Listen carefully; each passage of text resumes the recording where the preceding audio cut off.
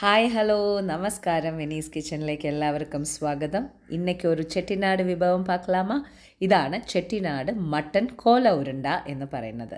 അപ്പോൾ മട്ടൻ കോല ഉരുണ്ട എങ്ങനെ ഉണ്ടാക്കുക എന്നുള്ളത് ഞാൻ എളുപ്പത്തിൽ കാണിച്ചു തരാം. ഞാനിവിടെ എടുത്തിരിക്കുന്നത് 2 കിലോ മട്ടൻ്റെ മിൻസാണ്. ഓക്കെ, നമ്മൾ കൊത്തുകറി എന്ന് പറയുന്ന സംഭവം. അതിനെ വെള്ളത്തിൽ, അതായത് കുക്കറിലിട്ടിട്ട് ഒരു 4 വിസിൽ കൊടുത്തിട്ട് വേവിച്ച് വയ്ക്കുക. ഓക്കെ, ഇനി നമുക്ക് ഒരു മസാല ഉണ്ടാക്കാം. അതിന് ഞാൻ ആദ്യം എണ്ണ ഒഴിച്ചിട്ടുണ്ട്. അതിലേക്ക് ഇഞ്ചി വെളുത്തുള്ളി പച്ചമുളക് ചതച്ചത് ഇട്ട് കൊടുക്കുന്നുണ്ട്. 2 സ്പൂണോളം ഇട്ട് കൊടുക്കുന്നുണ്ട്. ഇതിലേക്ക് ഇത് നന്നായിട്ടൊന്ന് വഴറ്റി കൊടുക്കുക. ഇതിലേക്ക് നമ്മൾ ചെയ്യുന്നത് കുറച്ച് സവാള ഇട്ട് കൊടുക്കുകയാണ്. ചെറിയുള്ളിയാണ് ഏറ്റവും ഉത്തമം. ചെറിയുള്ളി ഇത്രയും നമുക്ക് മുറിക്കാൻ പറ്റില്ല എന്നുണ്ടെന്നുണ്ടെങ്കിൽ സവാള ഇട്ട് കൊടുക്കാം. എന്നിട്ട് അതും കൂടി നന്നായിട്ട് വഴറ്റുക. അത് വഴറ്റി കഴിഞ്ഞതിന് ശേഷം ഇനി മസാലപ്പൊടികളാണ് ഇട്ട് കൊടുക്കുന്നത്.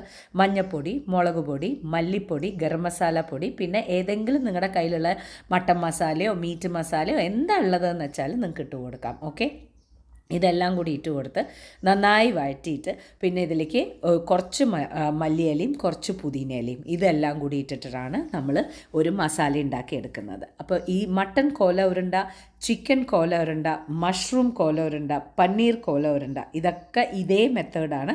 ഓൺലി തിങ് ഇസ് ലൈക്ക് നിങ്ങൾക്ക് എന്താ വേണ്ടതെന്ന് വെച്ചാൽ വേരിയേഷൻ ആയിട്ടുള്ള രീതിയിൽ മാറ്റിയെടുക്കാം. ഈ കോല ഉരുണ്ടകളെല്ലാം തന്നെ ഭയങ്കര സൂപ്പർ ഹിറ്റാണ്. ഓരോ സ്റ്റാർട്ടേഴ്സായിട്ട് നിങ്ങൾ സെർവ് ചെയ്ത് നോക്കൂ, അല്ലെങ്കിൽ വെറുതെ നിങ്ങൾ ഉണ്ടാക്കി നോക്കൂ. സൂപ്പർബായിരിക്കും, പറഞ്ഞാൽ സൂപ്പർബായിരിക്കും. അപ്പോൾ എല്ലാം ഒന്ന് വഴറ്റിയെടുക്കുക. ഇനി നമുക്കൊന്ന് പൊടിച്ചെടുക്കണം. പൊട്ടുക്കടല ഒന്ന് പൊടിച്ചെടുക്കുക. അതായത് 1 പിടിയോളം പൊട്ടുക്കടല പൊട്ടിച്ചെടുക്കുക. അതേമാതിരി 2 പിടിയോളം തേങ്ങ ഒന്ന് ചതച്ചെടുക്കുക. അതും മാറ്റി വയ്ക്കുക. എന്നതിന് ശേഷം നമ്മൾ മട്ടനാണ് ഇടുന്നത്. മട്ടനും മിക്സിയിലിട്ടിട്ട് നല്ല പോലെ ഒന്ന് ഇതുപോലെ ഒന്ന് അരച്ചെടുക്കുക. ഈ അരച്ചെടുത്തതിലേക്ക് നമ്മൾ വഴറ്റി വെച്ചിട്ടുണ്ടായിരുന്നില്ലേ സവോളയും മല്ലിയിലയും പുതിനയിലയും എല്ലാം, അതൊക്കെ കൂടിയിട്ട് ഇതിലേക്ക് ഇട്ട് കൊടുക്കുക. എന്നിട്ട് നമ്മൾ ചതച്ച തേങ്ങ ഇട്ട് കൊടുക്കുക. പൊടിച്ച നമ്മുടെ പൊട്ടുകടല ഇട്ട് കൊടുക്കുക. എന്നിട്ട് ഉപ്പിട്ട് നല്ല പോലെ ഇതിനെ മിക്സ് ചെയ്തിട്ട് നമ്മൾ കട്ട്ലറ്റിനൊക്കെ പിടിക്കുന്ന പോലുള്ളൊരു ഇതുണ്ടാവില്ലേ, മിശ്രിതം ഉണ്ടാവില്ലേ, അതുപോലെ ഇതായി വരും. ഓക്കെ, അപ്പോൾ അതുപോലെ ആവുന്ന വരയ്ക്കും നല്ല പോലെ ഇതപ്പോൾ ഇങ്ങനെ ഇട്ട് കൊടുത്ത് കടലപ്പൊടി എത്ര വേണം നമുക്ക് പറയാൻ പറ്റില്ല.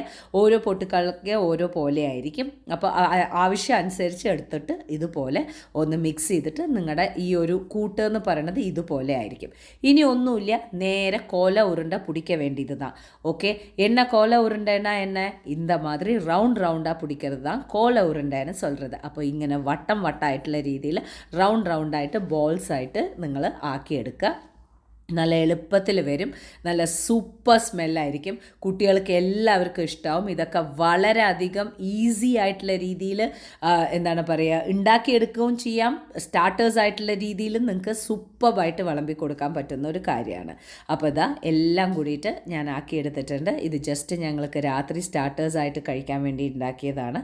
ഇനി എണ്ണയിൽ നേരിട്ടിട്ടിട്ട് കോല ഉരുണ്ട നല്ല ബ്രൗൺ കളർ ആവുന്ന വരയ്ക്കും വറുത്തെടുത്ത് കഴിഞ്ഞിട്ടുണ്ടെങ്കിൽ നമ്മുടെ ചെട്ടിനാട് மட்டன் கோல உருண்டை ரெடி ஆயிடுச்சு. ட்ரை பண்ணி பாருங்கள்.